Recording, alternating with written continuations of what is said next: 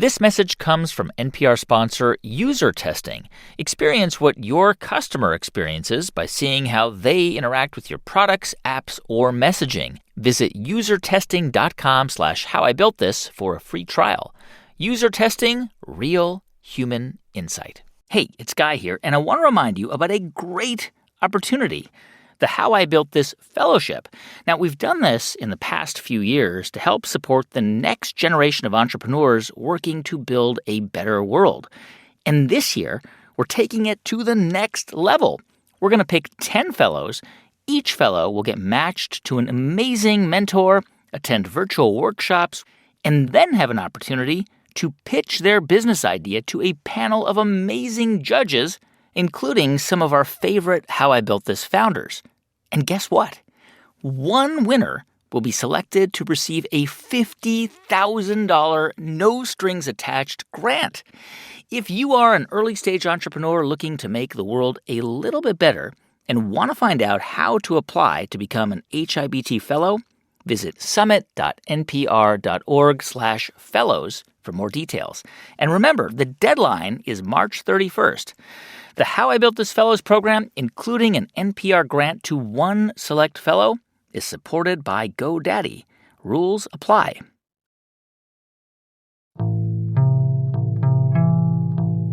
When we did the relaunch, my first instinct was obviously to go raise money. So I was talking to every VC, but no one would give me money. Wow. I mean, I was begging. Yeah. And I had this one investor that I was really holding out for. And I remember the partner at the VC firm called me and she was like, we've never seen a company that was cool and then went away and then was able to come back. And we just can't do it. Wow. And I was like, Timberlands?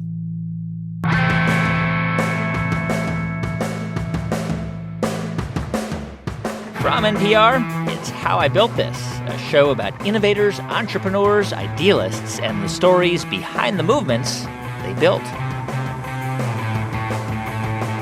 I'm Guy Raz, and on the show today, how the one that got away led Justin McLeod to build the dating app Hinge, and how Hinge led him to the love of his life.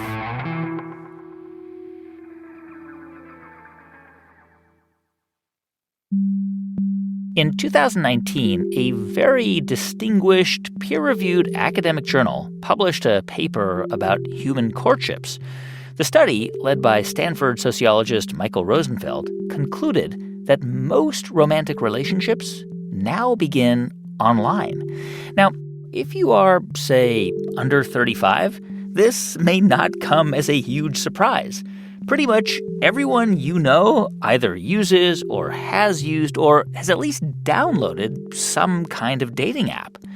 But to anyone older, say people over 40, this study may come as a shock because most of them met their partners at churches or workplaces or school or a party or through a mutual friend or at a bar.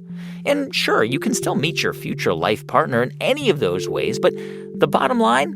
Online dating now seems like the default, the norm, the path of least resistance.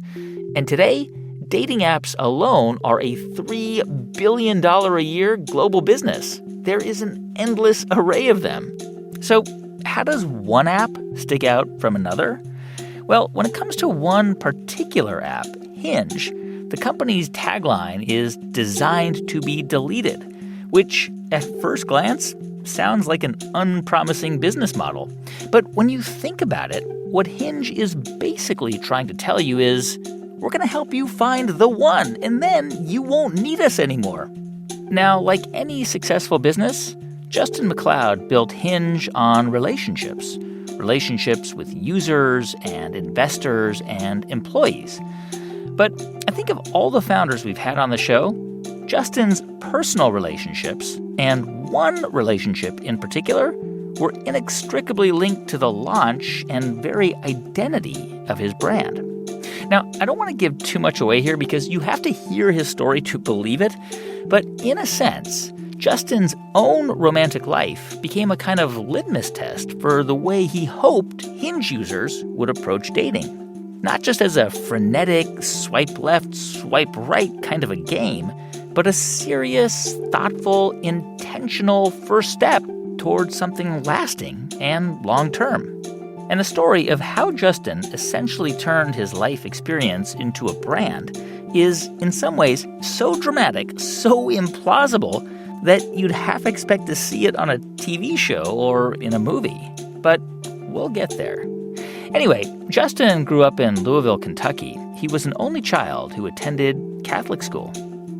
I think I was a pretty sensitive kid.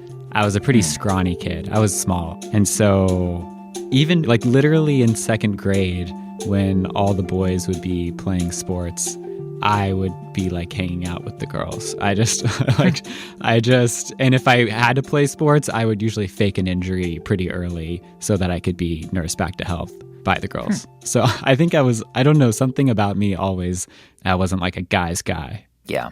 Did that continue into high school? Like you're kind of hanging out mostly with girls, or did that start to change?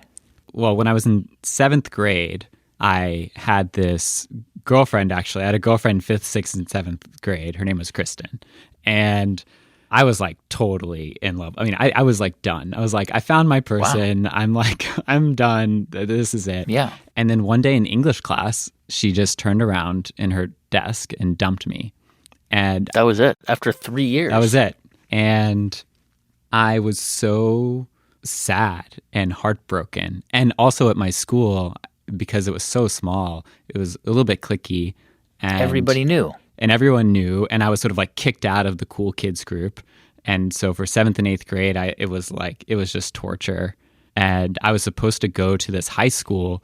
It was like a feeder for a big Catholic high school in Louisville. And I just decided, like, I'm going on a different path. I want to get away from these people. And I chose a small private school in Louisville. I mean, and let's be honest, 7th grade, you're not at your most sophisticated in life yet. I mean, this is still puppy love. Yeah, but it was traumatic. It was traumatic to me. Yeah, I know that sounds so silly, but I just was so heartbroken and I was so traumatized by the experience and like the social isolation that followed. I was just like, I'm never going to let that happen to me again. And I think I just determined that like I was going to be cool. And so I turned into like a completely different person when I entered high school. How so?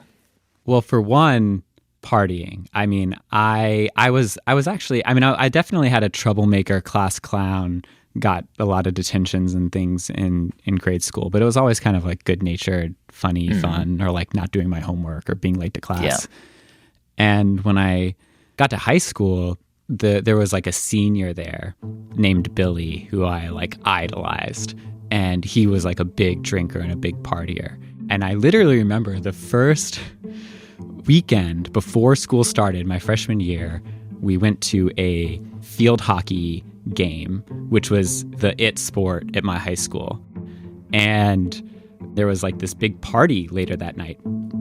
And I knew the cool kids were going, and I went home. And this is reflective of who I was at the time. I went home to my mom and dad and I said, there's going to be a party tonight.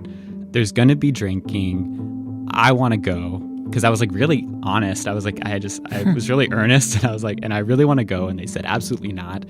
And I argued with them for like 2.5 hours probably. And finally, my dad drove me to the party and I got dropped off. And I remember that night I had 2 beers and 2 shots. And I was floored and like passed out in a pool house.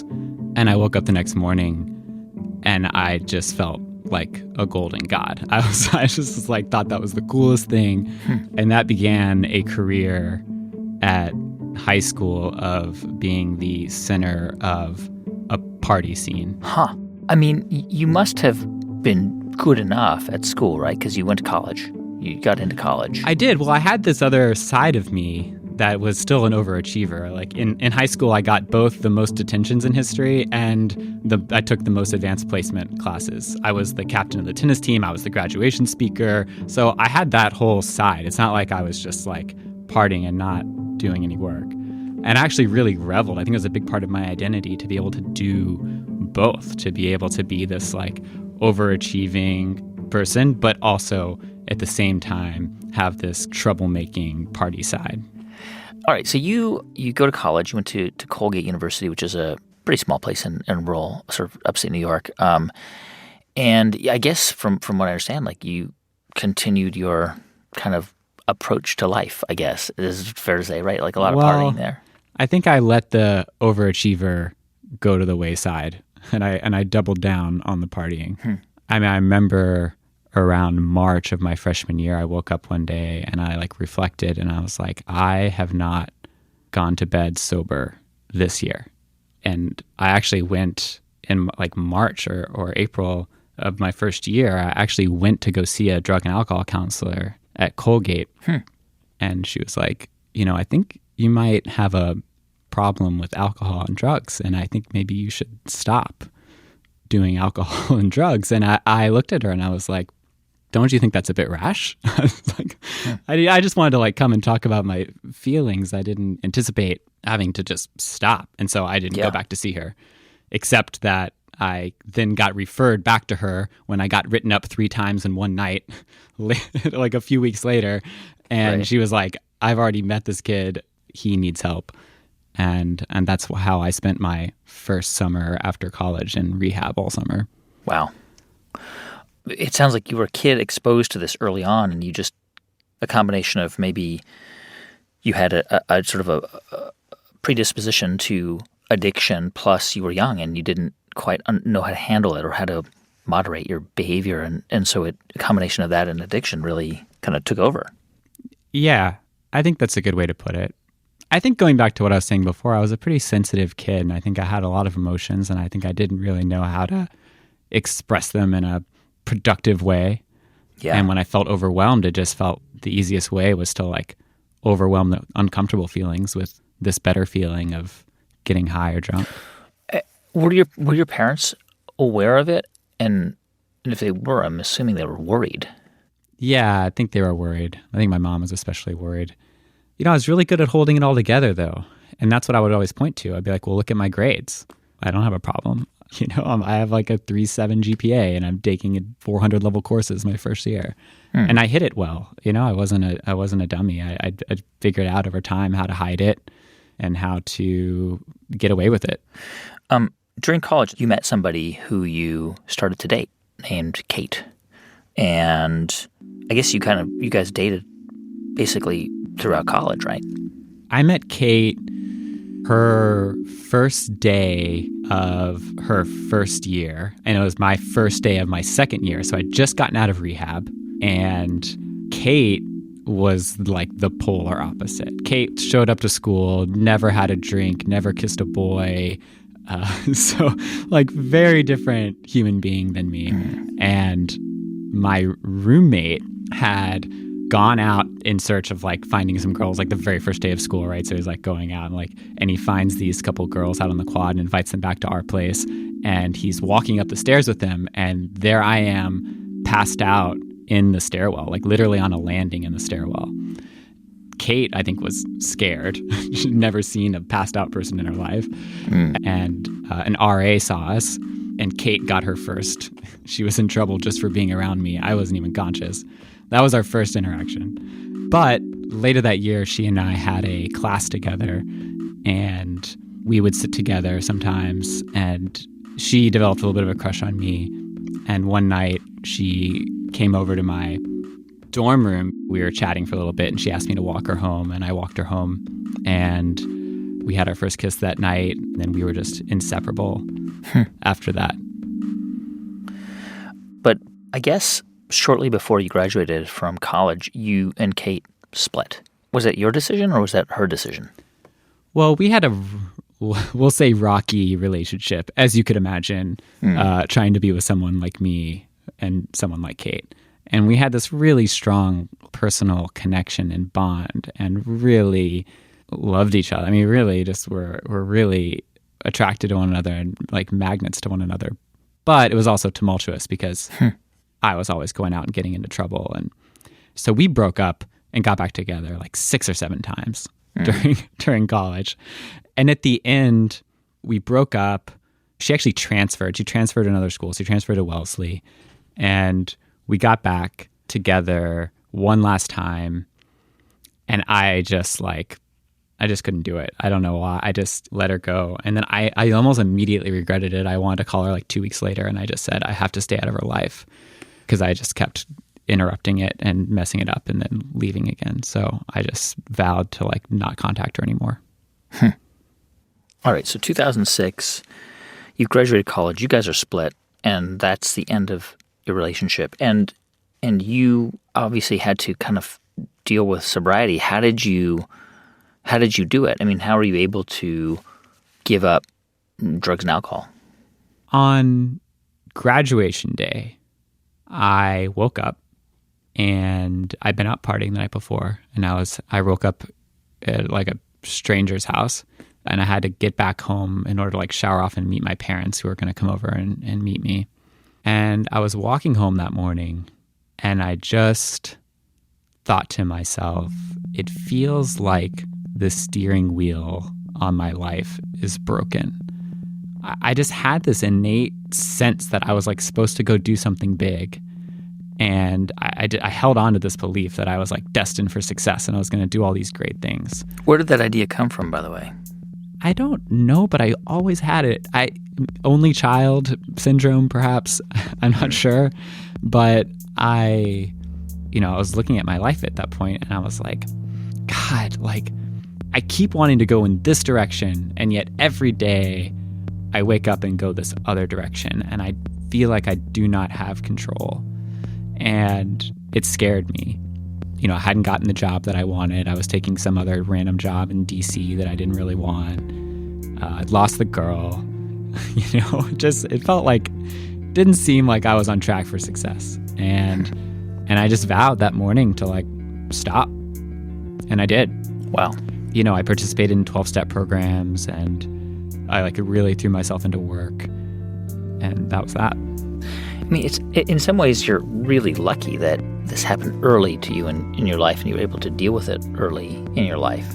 Hugely lucky. I didn't feel lucky. I'd go to these meetings, right, and these old people would be like, I drank for 50 years, and you're so lucky. And I'd be like, you're so lucky. You got to drink for 50 years. I have to stop when I'm 22.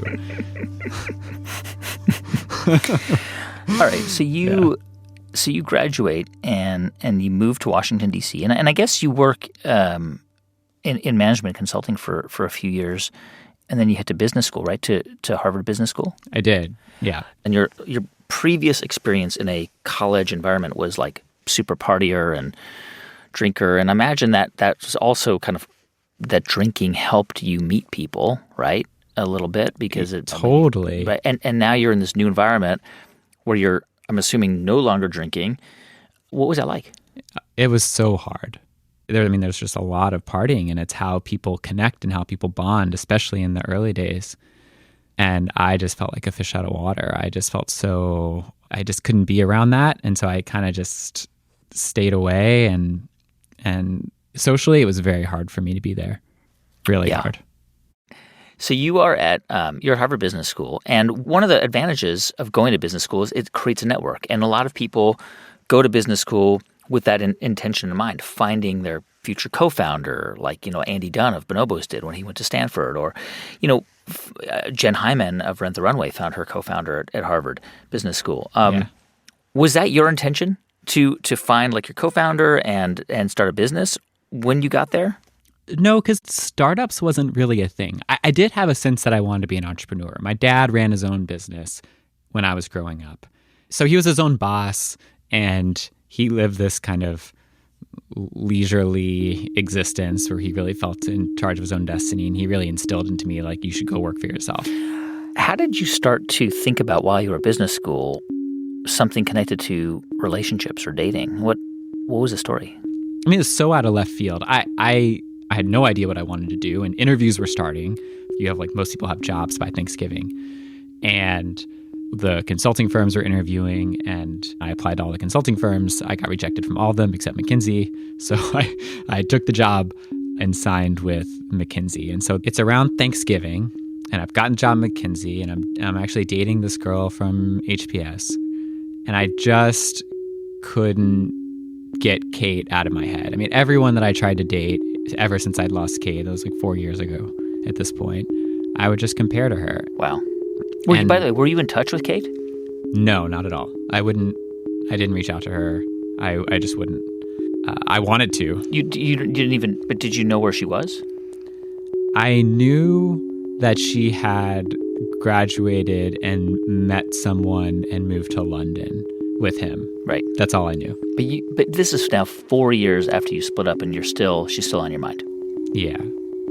It was just such a magical relationship, and I think every relationship I had, I would compare, and just no one felt like home to me in a way that she did.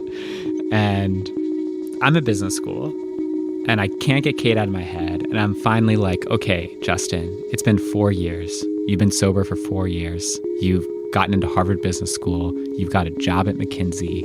Do we think that we can reach back out to Kate? Uh-huh. And so I did. I wrote her an email. What did you say? I said, it was kind of like an amends letter. It was kind of like I know that I did not act with a lot of kindness or integrity during our relationship. And I don't know how I could ever make it up to you, but I would love to try, basically. And she called me like the next day, and we had this phone conversation, and we actually agreed to meet back in New York that Christmas. And I was so excited. And then she called back the next day and she said, I'm sorry, Justin, I just can't. Like, if I see you, I don't know what's going to happen. And I have a life now. And I've just moved in with this guy. We have a flat together in London, and I just can't see you. And I was totally heartbroken. In the back of my mind, again, I have these feelings, but I had this feeling like Kate and I were like meant to be together, and we were going to be together. And when that happened, I was like, oh my God, like it's like over. I've messed it up. And I felt like I had like torn the fabric of the universe or something. I mean, I know that sounds grandiose, but I just felt like this is not the way that it's supposed to be. And I like went into this total depression, like for I think more than a week. I just cried. I like went to go see the therapist. I was like to get antidepressants. I just like wanted something. I just felt so horrible. And then I emerged from that, and Harvard Business School is throwing this Valentine's Day party in February. And back to try to rebound, I was like this socially awkward person who didn't like to go to parties, but there was this one girl in this one class that I sort of thought maybe there was a thing. And so I was like really excited to list her as it was like a crush party where you like list people that you had a crush on. It was kind of like a last chance dance dynamic. And then one day I'm walking to class in early February with the class president, Brett, and we're chatting. I was like, oh yeah, and this, dance is coming up, the last chance dance. He's like, yeah, you know what? We decided that was just too complicated. It's like 1,000 people listing people and all that stuff. So we just scrapped that whole thing. And I was like, what? I was like, this is my chance. So I took it upon myself to build this. And computers is something I really threw myself into as a kid. I love to code. So I decided to build an application that would allow people in the class to list their friends on Facebook. And if 2 people matched, it would alert them. So I was going to build that and release it at business school. Wait, it was a Facebook, like a web app, right? Because it was really it was a web app. It was a Facebook Canvas app. It was like Farmville. I don't know if you remember Farmville, right. But it was like, sure. You could build an application within the Facebook frame. Right. So that's what it was. And the idea was that you would people would like sign up for this, and then it would match them with other people in the app that they knew? Yeah, it would use the Facebook network. You log in, we'd have a list of your friends. I mean, this was the Wild West early days before there were a lot of privacy regulations and all that. So, you'd log in, you'd download all their friend lists from the API, you would display them, their friend list, you'd select the people you have a crush on, you'd go through and select them. And then if they selected you, then it would let you know that it was a mutual match. Was the fact that the dance was canceled, did that have anything to do with you launching it, or was that just kind of coincidental? No, I mean, it's what sparked the idea. I don't think I would have, that initial spark would have happened had the dance not been canceled and I hadn't been walking with Brett that Wednesday afternoon to class. Wow. So this idea kind of replaced the dance, because the dance was designed to kind of do the same thing. Exactly. But it's just in real life. Yeah. The original name of this, by the way, was called Secret Agent Cupid. And it was this whole thing of like you're undercover listing your crushes. It was a terrible name. I can't talk about it. But it was the beginning of this whole dynamic of this, what's called like the double opt-in of, you list someone and they don't find out unless they list you too, or they like you too. But how was this idea connected to anything in your personal life? I mean, I know you were heartbroken because Kate didn't want to meet you and you kind of didn't have a whole lot of success dating, but how was this in a sense a way to kind of solve your own problem, or was it just an idea that kind of came about and seemed fun? No, it was totally to solve my own problem. I mean, it was very practical. It was very like, there's a girl in this class that I have a crush on that wanted to find a girlfriend. I mean, I'd always wanted to find, I don't know why, but I've always just been this romantic who just really wanted to find my person and had this belief that when I found my person, like everything would just be amazing forever. So I built this very practically for me. All right, so you put this up there and you're at Harvard Business School, so presumably it wasn't that hard to get people to notice it because you just told people, hey, check this out, right? Yeah, it's a small class and a bunch of people hopped on and did it, and it led to a few matches. It didn't lead to much, but it got me thinking. I just thought, why doesn't this exist in the real world? Because at the time, the culture was you'd sort of like creep on your friends' photos on Facebook. Mm-hmm. You get on Facebook and you go through your friends' photos and you'd see someone kind of like cute in one of their photos that maybe you didn't know. It was like a friend of a friend. And so this idea sparked of like, if there was a dating app that was connected to Facebook, people would use it because it would be so simple. You already have your profile. It's already done. You already have your photos set up. You have social verification. If you just connected something that was really simple and connected to Facebook, I'll bet young people would use it. As opposed to at the time, all dating websites used, screen names, and you had to sign up and fill out these long profiles and do all this stuff. And it was a lot of friction. And so that excited me. I was like, there's something here. I mean, this is still like you're still in Boston and at business school, and this is like your last semester there, and you have a job lined up at McKinsey. But what happened to make you start to think that maybe this is something you should pursue after you graduate? Like, were friends at business school like finding success? Were people saying, "Hey, this is awesome. I love this"? Like, was that happening? I was obsessed with this idea. I don't know how to say it. It was like, the closest analogy I can imagine is like you're like pregnant with this idea and it is like coming out of you one way or another. And that's what it felt like. It was like, I couldn't stop. I couldn't sleep. I just was like thinking about it all the time, about how the algorithm would work and about how you would get people to sign up to it. And it was like being possessed. And then I found out that other schools and other people had this idea.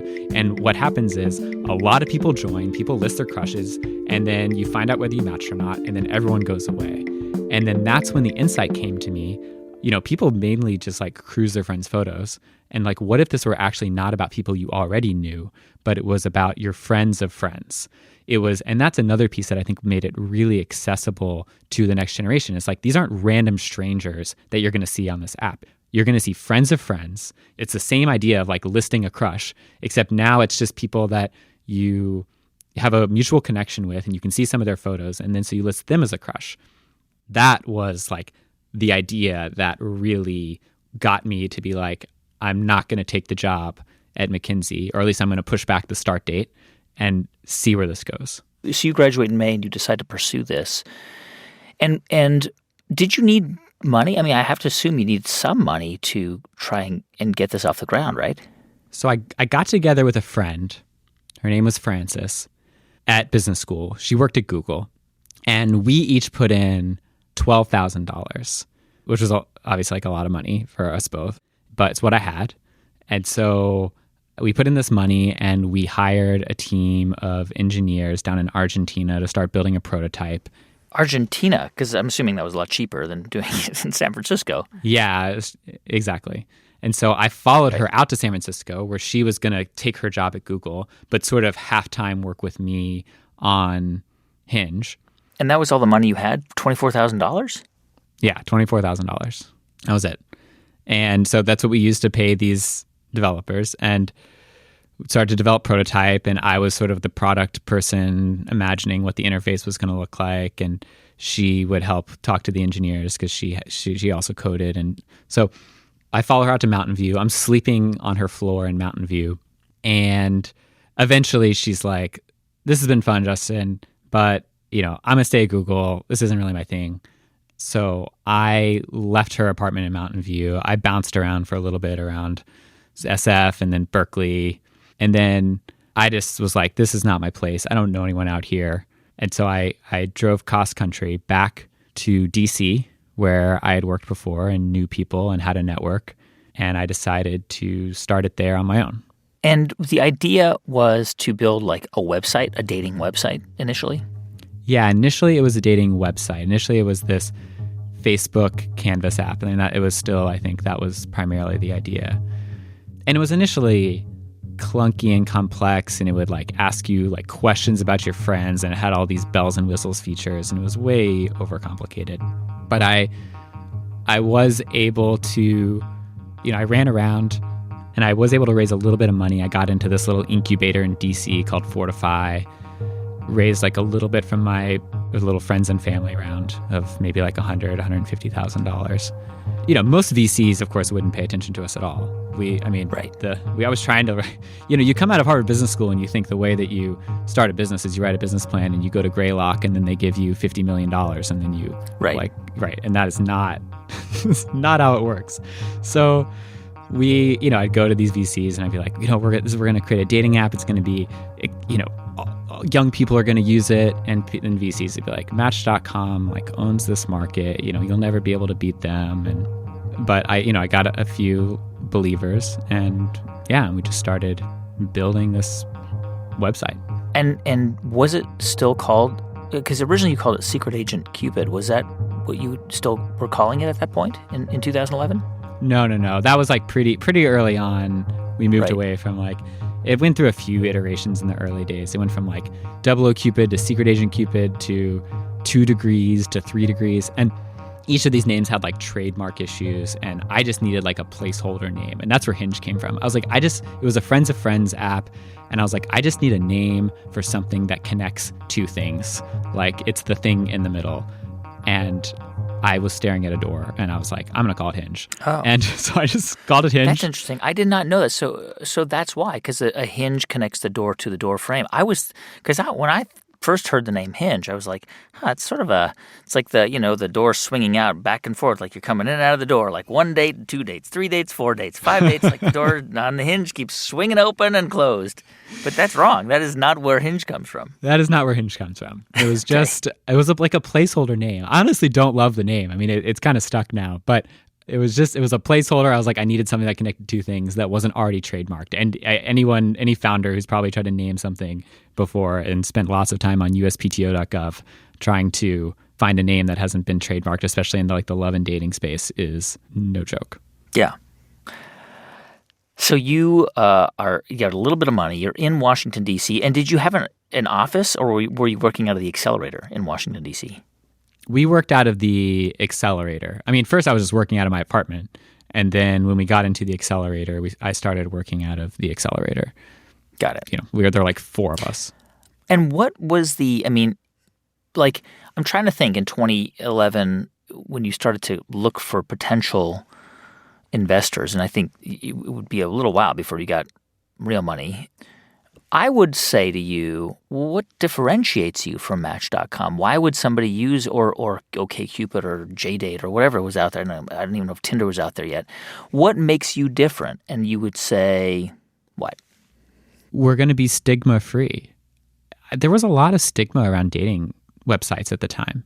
I think a lot of times VCs think by analogy. And they're like, that dating website has stigma, so dating websites has stigma. That's just how that goes. But you have to look at the principles underneath that. Why do dating websites have a stigma? And the stigma was because it was difficult. The stigma was because you would have to spend a lot of time setting up a profile, answering long questions, paying a lot of money. So no one would do that unless they were really struggling in their dating lives and had to resort to that. And no one wants to admit that. Like, no one wants to admit to themselves or certainly to other people that they like struggle in their dating lives and can't meet people. And so the idea was people still want to be able to meet new people. You just have to make it frictionless. You just have to make it easy. If you make it easy and you make a one-click sign-on, it won't have stigma. And if it doesn't have stigma, you're going to unlock the biggest single market, which is people who are 20 to 35. When those people didn't use dating websites. So that was the pitch. But how would you match people? I mean, when you were pitching this to investors in 2011 or 2012, like why would people use Hinge when they asked you that question? You would say, okay, it's easier, but then you would say, I would say, well, but how do you match people if you're just one click? So that is where the complexity of the original idea came from. We would ask you questions about your friends that we would use for the algorithm. So we'd show you Susie, and we'd say, would you describe her as more athletic or more book smart or more something like, and you would answer that, and we'd like build up these sort of like personality profiles based on quizzes that we would give you about your friends. And so we would show you someone, and then let's say someone liked your friend Susie, tell her to join Hinge. And then you'd tell Susie, and then she would join Hinge, and then she would start answering questions about her friends, and it would unlock more people for us to have access to. And it was complicated, and people were a little confused because they were like, well, I'm joining us to find new people. Why are you asking me questions about my friends? But that is how it worked in the early days. But basically, originally you were saying there's going to be no friction, nothing to answer. But you did have to have a way to gather information about people, right? Yeah, but it was these fun personality quizzes about your friends as opposed to these like long, So it wasn't intimate... filling out a bunch of forms. It was just answering questions like a quiz you would get. Exactly. So what kind of feedback were you getting? I mean, you didn't have a whole lot of people using it, but was the feedback at least good? No, not really. It was... People were weirded out by it. People weren't used to it. Like, people didn't understand why you had to answer these questions about your friends. People were nice, and they'd sort of nod their heads. But, you could tell, like, they didn't really get it. Like, and there's just no way that we were going to be able to sell one. Maybe at the end of, like, an hour-long focus group, we would have sold someone on, like, how it works and why it's great. Yeah. But, we weren't going to be able to do that with thousands or hundreds of thousands or millions of people. When we come back in just a moment, how Justin decides to simplify Hinge and winds up building an app that a few years later, he'll decide to pretty much rebuild from scratch. Stay with us. I'm Guy Raz, and you're listening to How I Built This from NPR.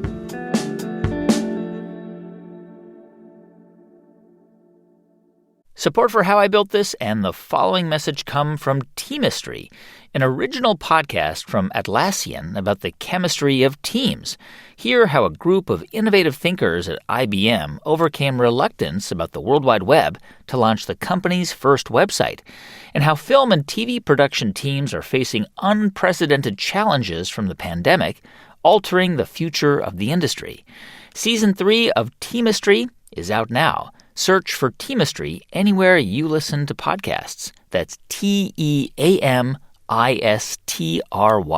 This message comes from NPR sponsor UKG. Your business is important to you, and the best way to improve your business is to improve the lives of your people. UKG develops HR and workforce management solutions designed to take care of your employees, because when they feel supported, connected, and appreciated, your business will transform from a workplace into a work of art. UKG, our purpose. This message comes from NPR sponsor UKG, HR and workforce management solutions design. Hey, welcome back to How I Built This from NPR. I'm Guy Raz. So it's 2012, and Justin is trying to take the friction out of dating by building a site that's meant to help people meet friends of friends. But in order to do that, he's got to raise some cash.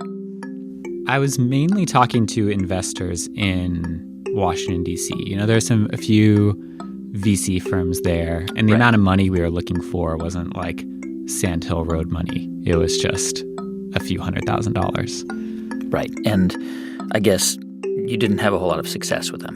No. The wisdom at the time was that it was a saturated market. Match.com and eHarmony owned it, and it would be impossible to break into, which I looked at and I'm like, I am in my mid-20s. None of my friends use dating websites. It is not saturated. It's very clear. But they were saying, no Match. And Match.com is owned by IAC, right? Yeah, and even if you get big, like they'll copy you, et cetera, et cetera. I mean, did that in any way discourage you? I mean, did you ever feel like, God, maybe they're right? It frustrated me, but it did not discourage me because I had a strong thesis that they were not dismantling. They were just drawing these other irrelevant analogies. And so a big part of being a great entrepreneur is being hopelessly idealistic, but ruthlessly practical at the same time. You really have to balance these things. And I was being ruthlessly practical. I was like, no, like there is a clear market opportunity here. And so I wasn't discouraged because they weren't dismantling the argument. You're a year in now, and it's really not getting much traction, and you're burning through cash. What kept you, from not just getting depressed or anxious about the possibility that this would just collapse? Well, I mean, I was definitely depressed and anxious. I was worried, and I was concerned with the feedback that we were getting. And at a certain point, it became pretty clear that like iterations weren't going to get us there. And around Thanksgiving, this is 2012, we have like $25,000 left in the bank at this point, and we probably raised like 150 or something like that. It's pretty clear this isn't going to go anywhere. So I had this kind of crisis moment over Thanksgiving, and I called the team, and I'm like, let's start over from scratch. This needs to be simple. We got to get rid of all these questions. And by the way, it's 2012, so the world's going mobile, and this needs to be a mobile application. And that was because by 2012, you yourself, presumably, and all your friends were using iPhones? Yeah, it was starting, the App Store was starting to become more popular. There were more companies starting to develop things for the App Store. So it just felt like if we're the dating company of the future, the dating company of the future is probably on mobile. And I think, again, the simplification, it dovetailed with the simplification of the interface, which is that we'll just make this thing really simple. And if it's really simple, it should fit on mobile. It's almost like a good forcing function to make it simple, right? Because you can't fit that much on a 3.5-inch screen. And so let's just distill it down to like a photo, age, location, a few interests, and just like yes or no, do you like this person? Move to the next person, and if it's a match, we'll let you know. So, all right. So the idea here was to just do a pivot and focus on building a mobile app. I'm trying to figure out how you did that, though, because in 2012, building a mobile app was a lot more expensive than it is today. How did you guys do that? We used, at the time, there were these, I don't want to get too technical, but there was a way to essentially build a website that looked like a mobile app and behaved like a mobile app that you could package as a mobile app. So that is essentially what we did. What was your strategy in terms of getting it out into the world? So one of my really good friends from Colgate had moved down to DC with me. His name was Bennett Richardson. He and I were original roommates when we first moved to DC. And he was just very plugged into the social scene. And so we just used his email lists and we were just like hustling to get people on and telling them to tell their friends. And we started with just iOS, and we just burned. I mean, we just worked all day and all night because we had to be when we were going to run out of money, which was February 7th, 2013-ish. And we took our last $25,000 and we threw a 2,500 person launch party in DC. We set the date and we just worked backwards from that. All right. So this party that you're talking about, you working on the app, and I guess you decide we're going to relaunch the company with a party. We're going to throw a big party, invite everybody we know, and hopefully people would download the app. That was the idea? Well, yeah, because the other issue was the cold start problem. And when you get 1 or 2 or 3 people coming in at a time, in the early days, I would sit and look at the logs and I would watch. Someone would log on to the site And I would be like, oh my gosh, and I would watch them. They would like someone and then pass on someone and then like someone and then they leave. And I'd be like, oh, that's the trickle that was happening. And we were just like, we've got to get everyone on at once. No one's going to stick around if there's not a lot of people on this thing.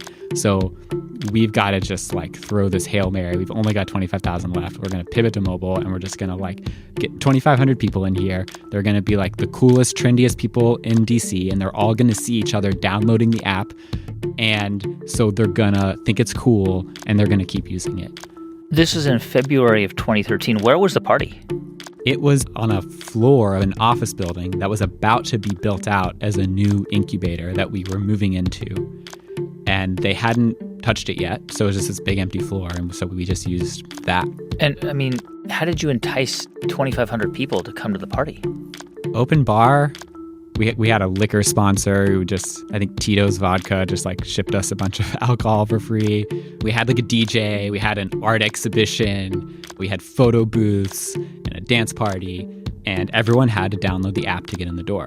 Now, mind you, we actually didn't have an app almost because we had submitted the app to the App Store for approval and they were not giving approval. And we submitted 2 weeks early. And it is the day before the launch party, and we still have not gotten approval for the app. So we're about to throw this launch party, and we have no app for people to download. I was just I was trying to get in contact with people at Apple. Who cares? We were nobody, but I'm trying to reach out to the head of the App Store and reaching out to any VC I've ever met and seeing if they have contacts there and just begging and writing emails, trying to get this thing approved. And I remember the night before the launch party, I just was curled up in a ball in the floor of our little office at this incubator, crying. The last 2 years have been for nothing, because we're going to launch this and we're going to have no app. And, we had days of cash left at that point. So what happened? I went to bed and I woke up in the morning and the app had been approved. Wow. Yeah, it was nuts. No explanation, never got an email back, never know why, but it was approved that morning. All right, so that night, to get into the door, you had to download the app, which meant that's 2,500 downloads guaranteed, which is pretty good. How much of an impact did that have?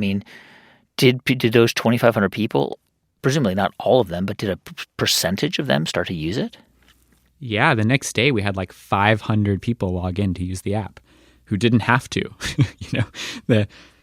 They just came of their own volition and used the app. And then the next day 600 people came, and the next day 800 people came, and we were off to the races. And I know this would eventually change, but initially, let's be honest. If you want to increase your chances of making money, there are a few places that will do that. Sex, maybe alcohol, a few others. Was the proposition in your mind or that you guys were kind of, let's say, selling to potential customers, users, was hey, this is a way to hook up? Was that initially part of the value proposition? Because I would think that would make sense. That's what people want.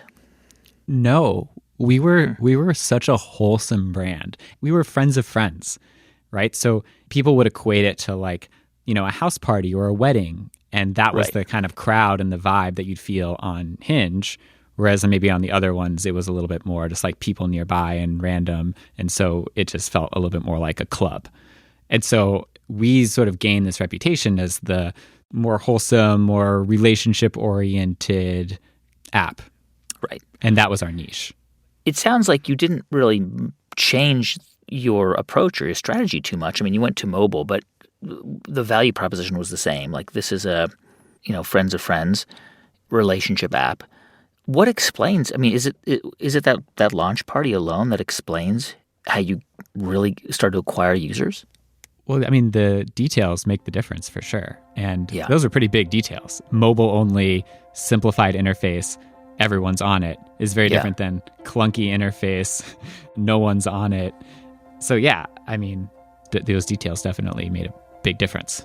So we started in Washington, D.C., and then a wait list built up in New York City, and then we opened up New York City and threw a launch party there, and then a wait list built up in San Francisco, and then, et cetera, et cetera.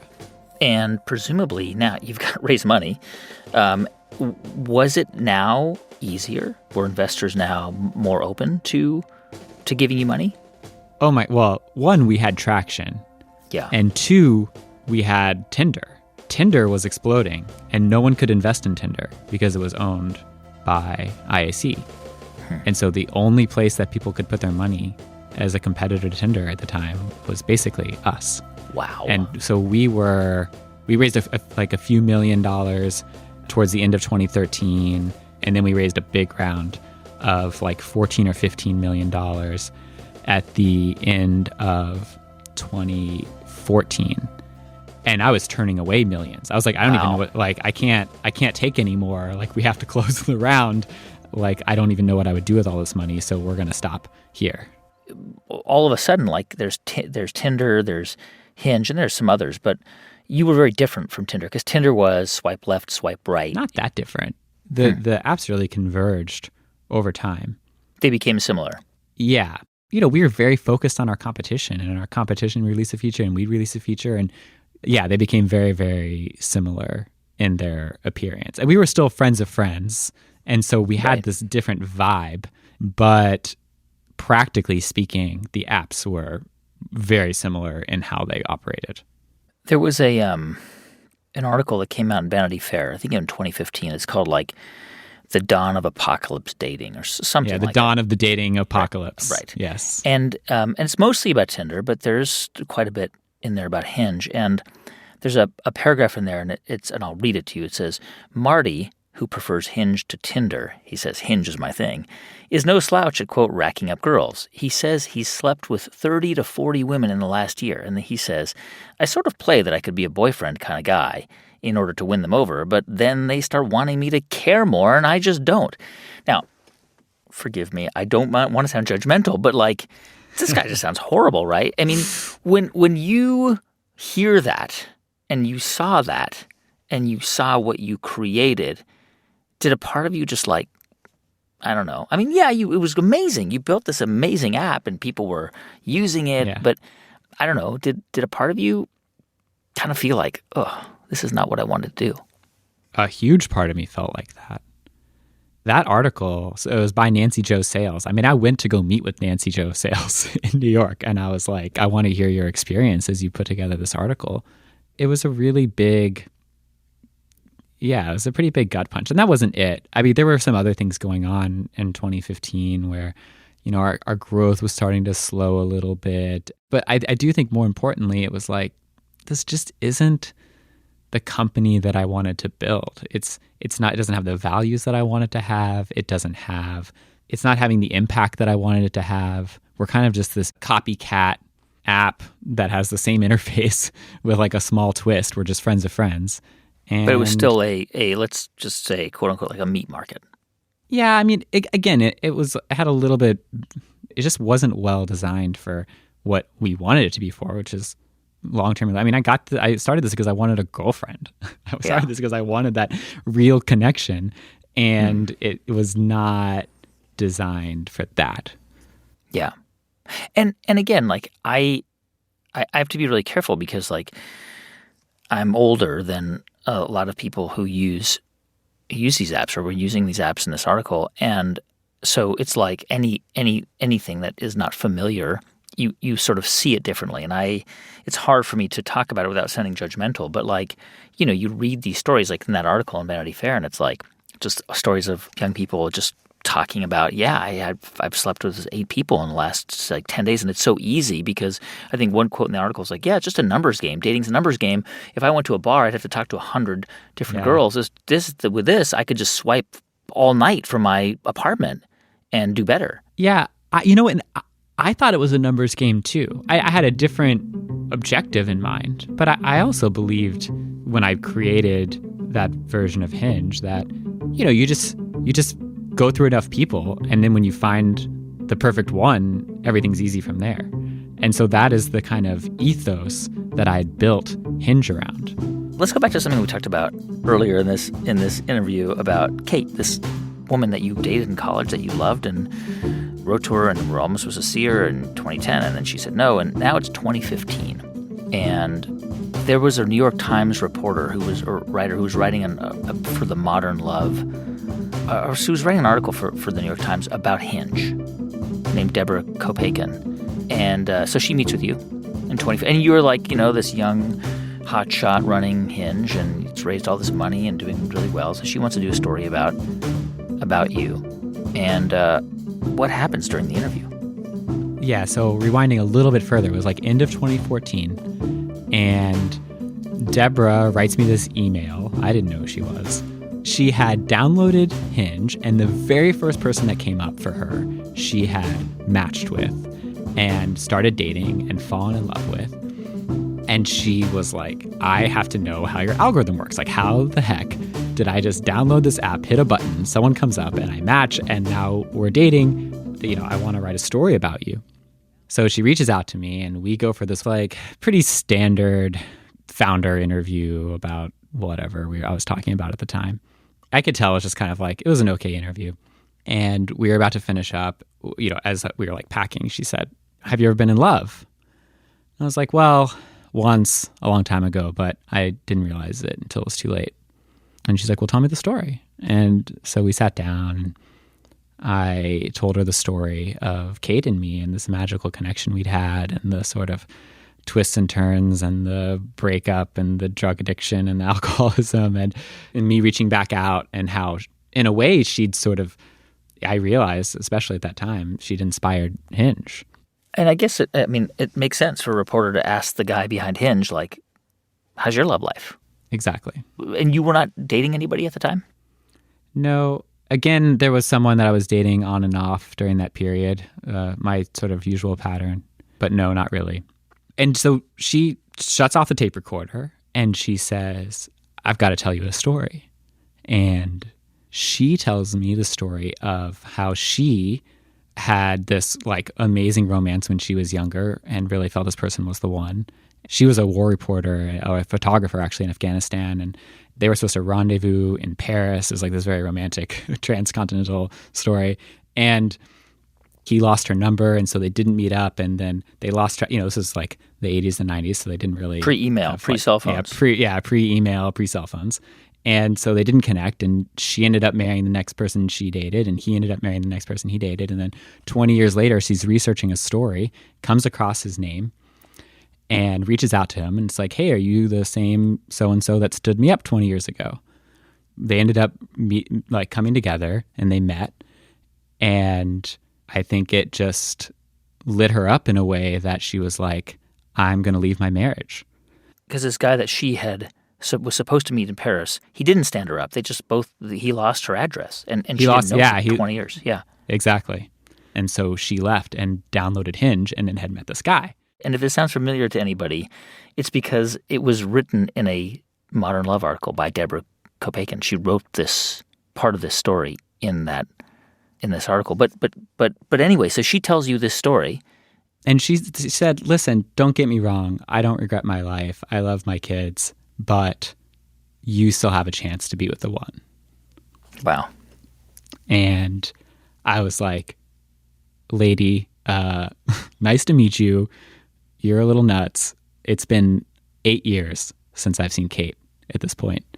She's, engaged to be married as far as I know. She still lives on another continent. It's too late. And she's like, you won't know until you try. And early February, we were going to be throwing a launch party in London.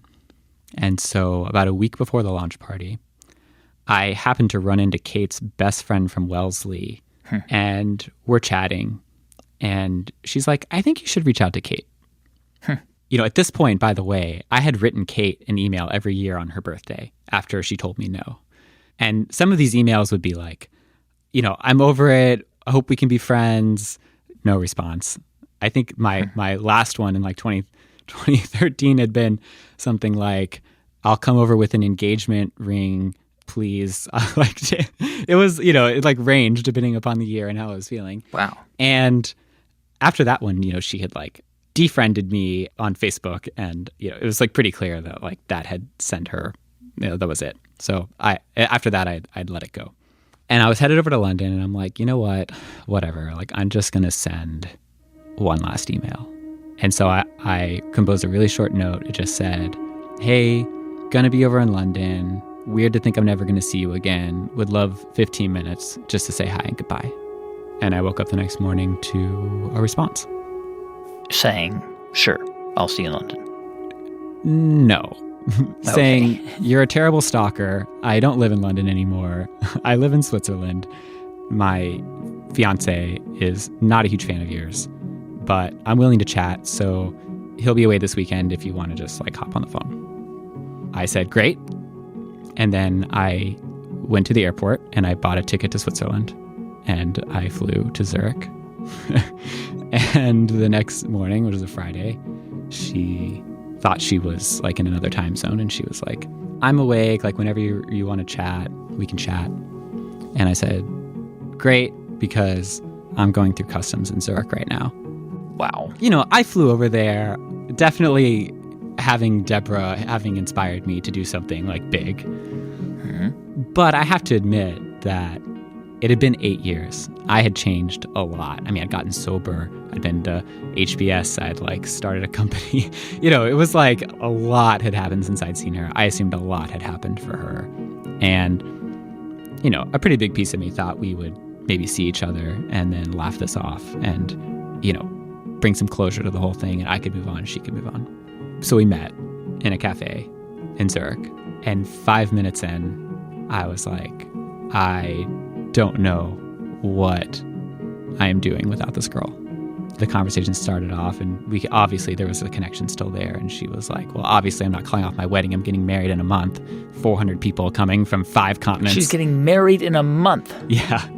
Invitation sent, planes booked. And she's like, well, obviously I'm not calling off the wedding, but, you know, we should stay in touch.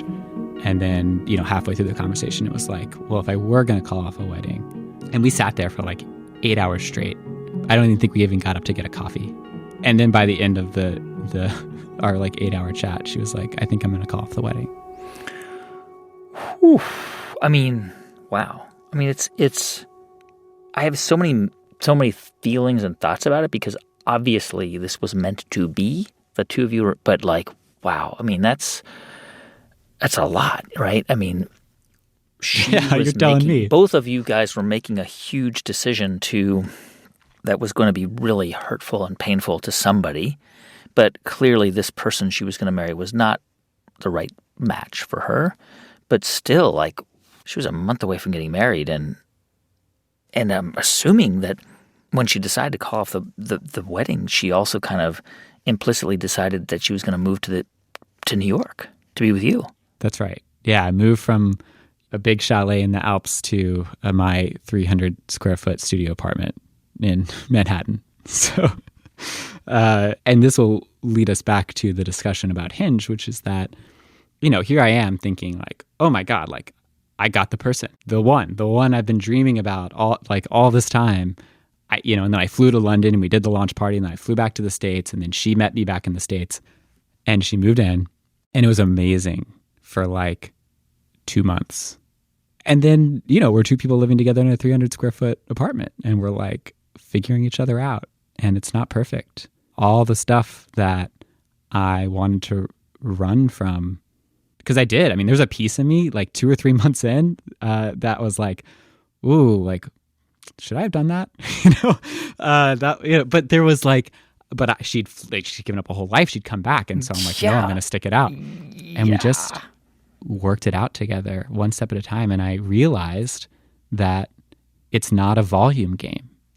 Love isn't about trying to go through enough people until you find your perfect puzzle piece and then everything's smooth sailing.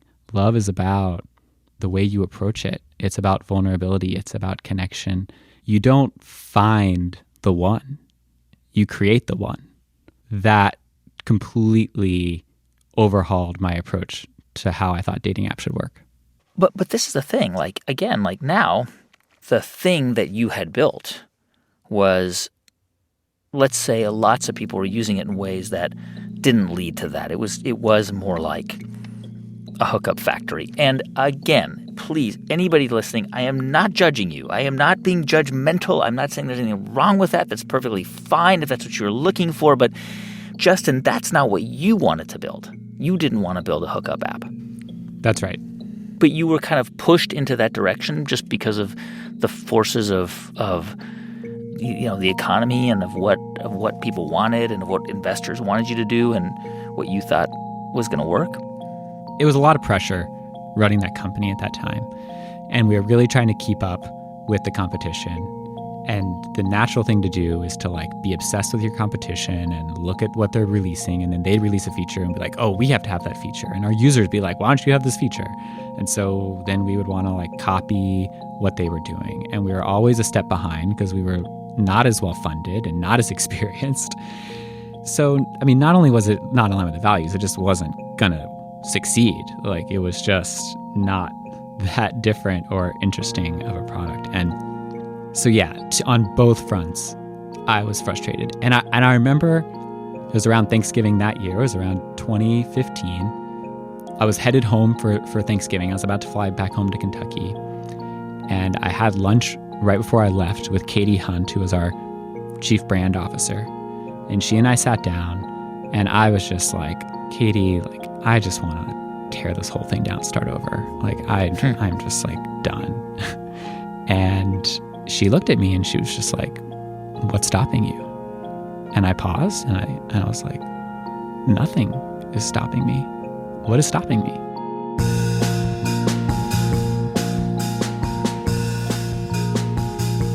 When we come back in just a moment, how the effort to relaunch the app would lead to a dramatic drop in users, and how an 11th hour investment from a one-time competitor would help revive the brand. Stay with us. I'm Guy Raz, and you're listening to How I Built This from NPR.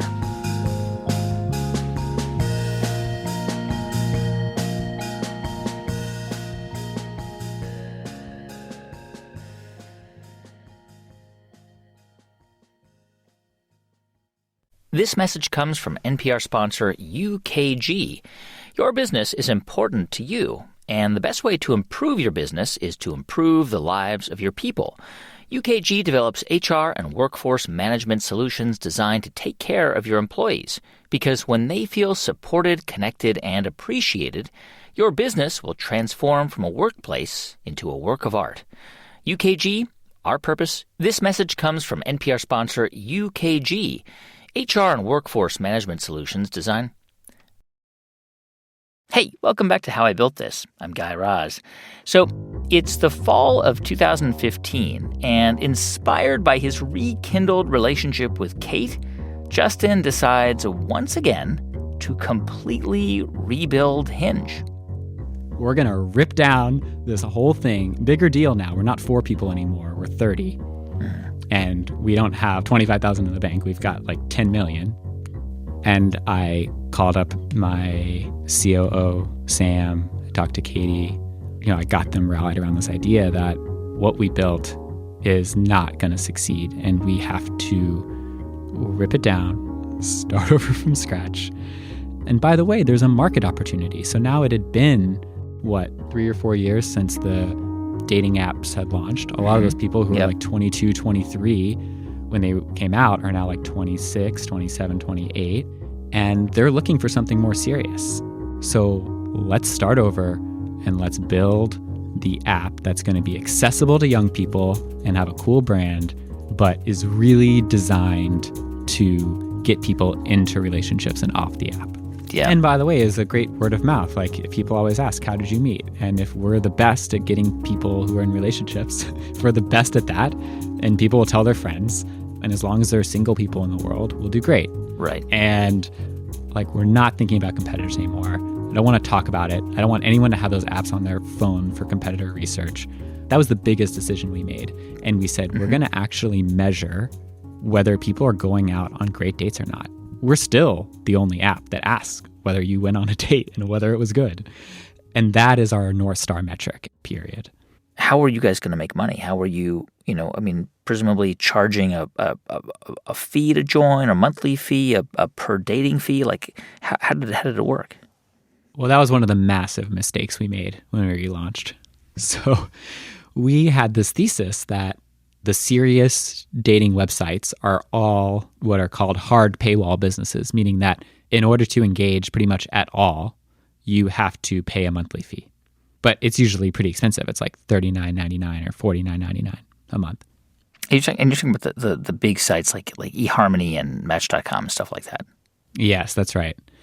So we were like, we're going to create a hard paywall app, but it's going to have a millennial-sized price of $9.99 a month. And that gave you like basically unlimited. No, just access to the platform. Gotcha. Okay. I mean, I got you. You couldn't even we're the intention platform. If you're not willing to pay $10 a month, then go somewhere else. Right. And the other apps, by the way, were free, right? And the other apps were free. Yeah. Right, okay. But we were very idealistic, and we're like, people will pay, like that'll be the model. That was a totally wrong thesis. So people were not willing to pay. And then we had to give people free trials, and then it was such a mess. Because the market for dating apps is sort of like podcasts. Like people are used to free dating apps. All of a sudden you're coming out and saying you got to pay for it. And people are like, no, I'll just go on this other dating app. Yeah. And even more important than on podcasts, there's network effects. So if there's not a lot of people on it, then people don't find it valuable to be, loses its value anyway. And you figured this out because it was like crickets, no one was paying for this? Yeah, we got a few 100,000 people to sign up, but then no one really would hit, when they hit the paywall, everyone was just kind of bouncing. Oof. So we started giving away free trials. If you've had a Hinge account before, you can have the first 3 months free. We thought if we could just get the engine going, then the new people would come in and pay. Because before that, it was free, totally free, before you kind of relaunched it? Before that, it was totally free. We'd never made money up until that point. But now you needed to make money. You had real investors and real money behind you. Yes, that's right. So how did you salvage it? I mean, given that it sounds like it was kind of a disastrous relaunch in that sense, even if the other features were great, people weren't buying it. What did you do? Yeah, it was pretty rough relaunch because and that whole period of time was tough, by the way. I mean, I felt like Moses leading people around the desert. We didn't know where. We were testing things, and we're just didn't know, is the best thing, is the only thing to have the swipe feature? Is that the only way that an app can work? Is this what are we going to do that's going to be really any different, that's going to be better than that? And we did figure that out, by the way, and we did come up with a very different way for people to interact that had very significant ramifications on how people behave on the dating app. What? Tell me more about that. Well, one of the biggest changes that we made is we did get rid of the swipe feature, and we had people fill out longer profiles, still relatively simple, but you had to add 6 photos, and you had to add 3 prompts, which are responses to short questions that are designed to help you get into better conversation. But more importantly is when you like someone on Hinge, first of all, you like something about them. You have to choose something, like one of their prompts or one of their photos, and you can comment on it, and you send that like. And that seems subtle and maybe not that big a deal, but it has a pretty dramatic effect on people's behavior. They are way more selective and way more thoughtful, because when you're not just throwing people to the left and to the right, you actually have to think about what you want to like about them, what you want to say. It just makes people way more thoughtful and selective. Right. And when you're way more thoughtful and selective about who you like, our data is way better about learning your tastes. And if someone liked you, we would just notify you and tell you that so-and-so liked you and they liked this thing about you, so that there wasn't a strategy of just liking people to see if they liked you back. A lot of people will use the swipe feature, and they'll just like, and they'll just see who matches with them. And then they kind of figure it out from there, which creates a lot of engagement, but it's a lot of noise, and it frustrates people because a lot of those matches don't go anywhere. And so when you can actually like distill it down, and it's not as engaging, it's not as noisy, but it's a lot more substantive. There's a lot more signal there for people to latch on to. So that was a very fundamental change that we made. So you just sort of offer up a free version, right? Like a freemium model, which a lot of these sites have. And basically, users can go back to using it for free, but if they want more features, there's like a tiered system. How does it work? Yeah, so now you pay for certain upgraded features like advanced preferences or unlimited likes. And I have to assume it's a tough business, right? I mean, there are lots and lots of options, right? And so a big part of differentiating yourself is through the branding, like what you represent. And now you guys were kind of really focused on being the relationship app. Like, okay, Tinder's the hookup app and Bumble's, women initiate, but we're the relationship app. Is that fair to say? Yeah, that was actually, I think, our original tagline. But yes, Right. It was very much branding around if you're looking to get off dating apps, this is the place for you. Let's talk about this tagline that you guys eventually settled on, because it's Hinge, designed to be deleted, which I love. Yeah. Your tagline now is, hey, download us, but really we want you to delete us. Because if you succeed on Hinge, you won't need us anymore. That's exactly right. And I mean, that's how a dating app should be. And by the way, designed to be deleted has two dimensions to it. One dimension is we are the experts in getting you into a relationship. We get this better than anyone. We research it. We spend all our time looking at how users behave and how do we get them on better dates, and that our whole company's organized around that. But there's also an element of digital wellness to it as well, which is that we don't want you spending all day on our app. Like, we don't want you stuck playing a game on Hinge. And this really grew out of my experience with addiction. And I don't use social media. I don't use Instagram. I don't really have an Instagram account or a Facebook account. I don't spend any time on it because it's, I didn't escape drug and alcohol addiction just to become a slave to my phone. But do you think, I mean, given the fact that you relaunched a few times and your tagline is, we want to be deleted, do you really think that Hinge is no longer the place or a place for someone who just wants a casual hookup? Like, how were you able to now change the behavior of people who went on the app if in 2015 in Vanity Fair some guy was saying, yeah, I love Hinge, I've slept with 30 to 40 people in the last 5 months? Like, how do you change that person's behavior with the relaunch? It's just too difficult if you're looking for a hookup. It just requires too much effort. You asked about the, aren't you going to still have people like that person in the Vanity Fair article using your app? And what we find is that when you have to answer all these prompts and have to send, like a piece of content, and like if all you're looking for is a hookup, like this is way too much effort to do that. And so that's, I think, the difference. We lose more than 20% of our users during the sign-up process. On those other apps, you hit one button and you're in and you're swiping and you're going. So if you were like talking to a Silicon Valley social media investor, they would be like, oh my God, you can't lose 20% of your sign-ups. Like, are you crazy? And for us, it's a feature, not a bug. It's like, you have to, finding a relationship is hard. If you're not willing to put in the effort to fill out this profile and answer some prompts, and then you're probably it's not the right service for you. Like, we just want people who want meaningful relationships, full stop, period. Like, we just want to get amazing at that. Okay, so when you did go ahead and do the relaunch of Hinge in 2016, how did it get? Like, how was it received?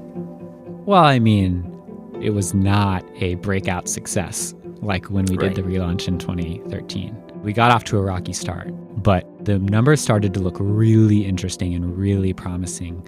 And so, my first instinct was obviously to keep this thing going and go raise money. So I was back out in the fundraising game, flying all over the country, talking to every VC. And now I could get in the door of anywhere, right? I mean, any VC firm would at least take my meeting. Yeah. But no one would give me money. So, I mean, I was begging. I mean, I was offering valuations that are embarrassingly low. Even your existing investors were getting cold feet? My existing investors were willing to rally to put together a few $1 million. But a few $1 million is not going to get us to where we needed to go.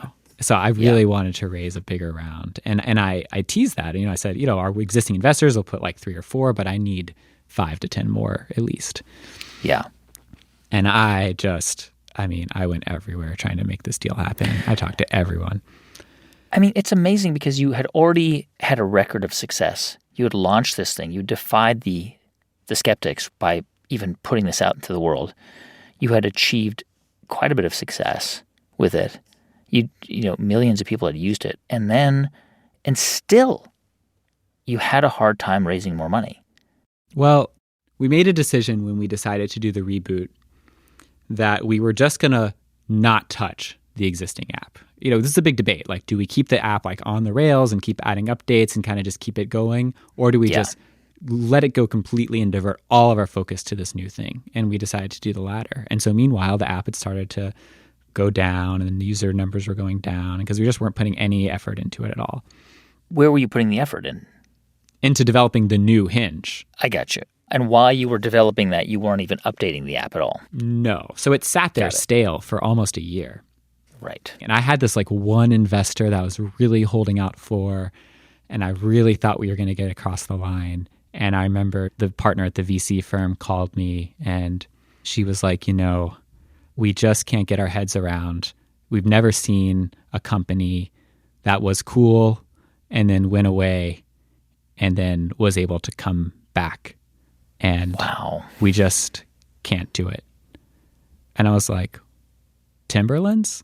You know, that's a great, actually, you're totally right. K-Swiss? Yeah, exactly. And she's like, yeah. Fashion brands are not the same as apps. And I said, fair point. But our numbers were actually starting to look really interesting. And if you had the right eye for it, you knew that there was something here with the new version of Hinge. Yeah. You know, on the old version of Hinge, the biggest thing, just to give you a sense, you had to send 1,000 likes in order to get to a date. And on the new version of Hinge, it was 50. So 1,000 to 50, 20 times more effective at getting people out on a date. So, I mean, I think finally in 2018, you guys did get an investment, a pretty big one, which was a majority stake in the company from Match Group, which is Match.com, owns Tinder. So former competitors. And then in 2019, they fully acquired Hinge. Yeah. There are lots of reasons to get acquired. I mean, obviously, you've worked on this for many years, and it's a chance to kind of get a payout and to take a breather and not to worry about having to raise money every year or every few months. And it takes, and now you've got a bunch of resources behind you. Are all those reasons why you agreed to the acquisition? You know, funny enough, the way that the relationship with Match Group started is I tried to poach their head of business development to come run finance at Hinge. I mean, that's the level of audacity that I had. We had like 3 months of money in the bank, and I'm trying to like steal their head of finance to come like run finance at Hinge. And he very quickly turned the conversation around and was like, have you thought about, you know, maybe we can partner with you? And that started a conversation. And so the more time I spent around that team, the more I realized that the combination, I think, of our different perspective on the Hinge side with their wisdom, financial backing, it was going to be a really good success. And then there's a reason, I think, you know, you see that the startups that have really taken off and grown in the dating space were all started in-house. Yeah, they were all, I mean, Tinder was started within IAC, right? And Match was owned by IAC, and they had huge resources and marketing dollars, and it's not surprising that they exploded in growth. That's right. And so it sounds like the calculation you made was these guys have a lot of resources. It's like Procter & Gamble. It's like you have a product and Procter & Gamble comes and says, look, we want to acquire you, and we have all this research money and marketing dollars, and it could be a really attractive idea to go and work for them.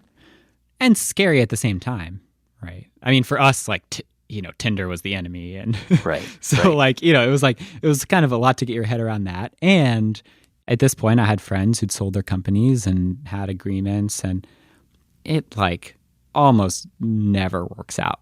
Yeah. Either the company goes sideways or the company goes up, but then the relationship doesn't work with the founder and they leave. And so I was really conscious of that, obviously. So it was scary. But ultimately, I just thought I wanted to do what's best for Hinge, the company. And I think this is it. What did that allow you to do once you were acquired by Match? Did that, and then you sort of became more comfortable with this idea that you could still run the company the way you wanted it. Does it take some of the stress out of Hinge, knowing that, the money is there, you don't have to worry about firing people or going on begging for money? Does it kind of de-stress you a little bit? Well, you're trading some stresses for new stresses. Right. But it's like a new relationship, Yeah. It's just like with Kate and me, and you like hop into, you're now living together and you figure each other out. And just like that relationship, I was really, really committed to making this one work, and they were committed to making it work too. And we figured each other out, and we have a pretty incredible relationship today. That was 2019. And I think the relationship with Match really enabled you guys to grow and to scale more. And then comes 2020, which I imagine at the beginning of the pandemic, you must have thought, oof, we're in big trouble. Nobody's going to be going out on dates. Is that initially, did you see a steep decline in users? Yeah, it's been really volatile. We planned in 2019, our growth was really incredible. And we planned a very big 2020. We were going to grow the team. We're going to double the size of the team. We're going to do all this stuff. And the pandemic hit, and I think initially, everything went into lockdown. It was cold outside. And so we definitely saw some shakiness in the business, to say the least. But then as things started to stabilize and it started to warm up outside, it actually completely turned the other direction. Yeah. Because now people can't meet at house parties and weddings and bars and yoga classes and gyms and all the other places that theoretically they would have met. Now we're the only game in town. Yeah. And I also think this period of time people have been rethinking their dating lives and rethinking their lives in general. And I think people have become more thoughtful and more serious during this time about their intent and what they're looking for. And so then when it started to warm up and the numbers stabilized, then it was a huge boon to the business. Were there things features that you introduced during the pandemic that made it easier, made it easier for people to connect virtually? The biggest shift that we saw was a shift to people willing to try video dates, because people wanted to spend a little bit more time getting to know you and decide whether it's really worth risking getting COVID to meet up. And so video dating, more than half of our users now have gone on a video date. And so that was something that seemed like a pretty clear thing to build into the app. Yeah, and also just less risky, right? You're just on a video call with somebody, and if it's weird or you're just not connecting, then, that's it. You didn't have to leave your room. That's right. And that's why I think, when we talk to our users who have tried it, most of them say that they want to continue to do it even after the pandemic, because it just makes a ton of sense. I mean, it really is like doing a quick 15-minute screen before you go spend an entire evening and spend money and energy to go meet up with someone. I think will actually make this a much, much better experience if that becomes part of it. Yeah. This may be a hard question for you to answer, but I'll ask anyway. You're still pretty young. You're in your 30s. I think you're mid to late 30s. And you started this app, which is a pretty big deal. It's a major dating app, and now fully acquired by Match, and you work for Match. You're an employee. So you're the CEO, but presumably, like any employee, if they wanted to find a new one, they could. And if you wanted to move on, you could, and probably eventually you will, and maybe start something new. Is that what you imagine doing? Or do you feel like you've got another business in you? I don't know the answer to that question. And believe it or not, I actually don't think about it that much. I have so much on my plate at Hinge right now. I think the opportunity is so great. I'm actually very happy. And, I worked so hard to build this culture and this company and this service and this brand. I mean, it is so difficult. I am so invested. I mean, this is still my baby. And so doing that over again sounds now that I know how hard it is. When I started Hinge, I just thought like, oh yeah, this is a $2 billion company. This should take about a couple of years. We'll sell it. And, like if I had any idea how like many tears I would shed and how many nights, I just like, I don't know if I would have started it. And so it's hard to imagine that again. And I think everyone finds their sweet spot. And I think some people are really good at the beginning and the starting and the ideation and pulling the resources together and getting something off the ground. And then some people are good at the scaling and some people are good at the operating. And I've really enjoyed each part of the journey, and I enjoy the challenge of the constant shift. And so I'm still very much on that trajectory. Like I love this challenge of scaling from 50 to 150 employees remotely while still trying to innovate and grow internationally. I mean, that's a lot of intrigue for me. And yeah, I don't need more. When you think about your story and everything that's happened and all the ups and downs and where you've come to, how much do you attribute to your hard work and your skill and talent, and how much do you attribute to luck? I feel pretty lucky. I mean, if you go through my story, and going through it today has really reminded me of that. There are so many serendipitous twists and turns that had they not happened, it's hard to imagine I would be here. I would be somewhere, maybe. There are a lot of really lucky things that happened to me. There are a lot of like really tough things that happened along the way. I mean, having the company fail multiple times, like drug addiction, alcoholism, like there's all these like really tough things. And when I look back, I think the hardest things, losing the girl, drug and alcohol addiction, the company failing, ended up being my biggest blessings. If those things hadn't happened, I certainly wouldn't be here today either. And if there is skill involved, I think it's how we roll with the bad things that happen. Do we resist it and fight it and judge it and get resentful about it? Or do we lean into it, learn from it, and like keep showing up the next day? But that said, I feel unbelievably lucky. I choose to feel lucky. That's Justin McLeod, founder and CEO of Hinge. And if you were wondering, yes, he and Kate are actually married. And back in the fall of 2019, they had a baby, a boy named Oliver. And by the way, if you think their story sounds like a movie, well, it kind of is, because it became the inspiration for an episode of the Amazon Prime series Modern Love, which Justin found out was being made literally on the last day of filming. And so I call Kate and I'm like, so never going to believe this, but someone's filming a show about our lives, like down the street. And so Kate and I like hop in the car and we like go to the location and we get out. There's like 150 people there and they're filming the 2013 Hinge launch party. And Dev Patel is up on stage. Wow. And they put Kate and me in as extras. So you hanging out with like Dev and Catherine Keener now? Well, I have like a photo with them from okay. But Dev doesn't call me that often. Hey, thanks so much for listening to the show this week. If you are not a subscriber, please do subscribe wherever you get your podcasts. If you want to write to us, our email address is hibt@npr.org. If you want to follow us on Twitter, we're at How I Built This, or me at Guy Raz. And on Instagram, I'm at guy.raz or at How I Built This NPR. This episode was produced by J.C. Howard with music composed by Ramteen Arablouei. Thanks also to Liz Metzger, Farah Safari, Dareth Gales, Julia Carney, Neva Grant, and Jeff Rogers. Our intern is Janet Ujung Lee. I'm Guy Raz, and you've been listening to How I Built This.